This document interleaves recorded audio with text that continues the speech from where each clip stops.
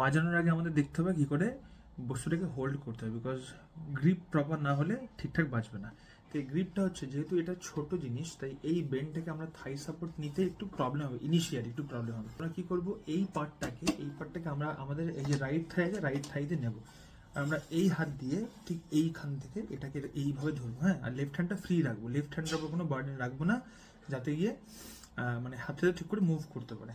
নাও পেকট্রামটা কি করে ধরবো, এইভাবে না, পেকট্রামটাকে এই হচ্ছে আমাদের হাত, এই হাত রেখে একটু হাত থেকে টুইস্ট করবো, এইভাবে করে আমাদের এরকম মিডলে ঢুকিয়ে দেবো plectrum. This is how will hold the.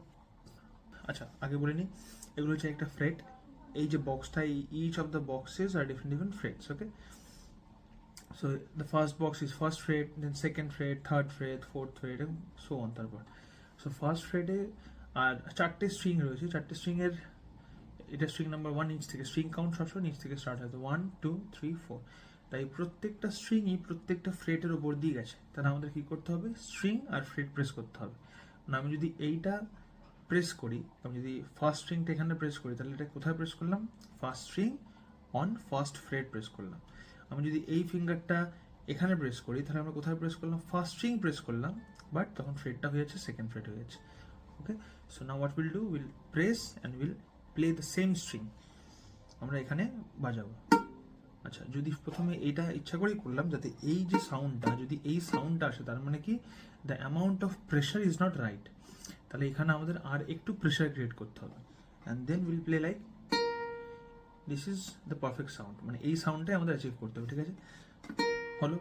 Next আমরা সেকেন্ড ফিঙ্গার দিয়ে সেকেন্ড ফ্রেট, থার্ড দিয়ে থার্ড ফ্রেট, ফোর্থ দিয়ে ফোর্থ ফ্রেট করবো। So the practice is 1 2 3 4। আচ্ছা, যখনই প্রেস করছি একটা, তার ওপরের ফিঙ্গারটা কিন্তু আমরা তুলে নিচ্ছি, হ্যাঁ।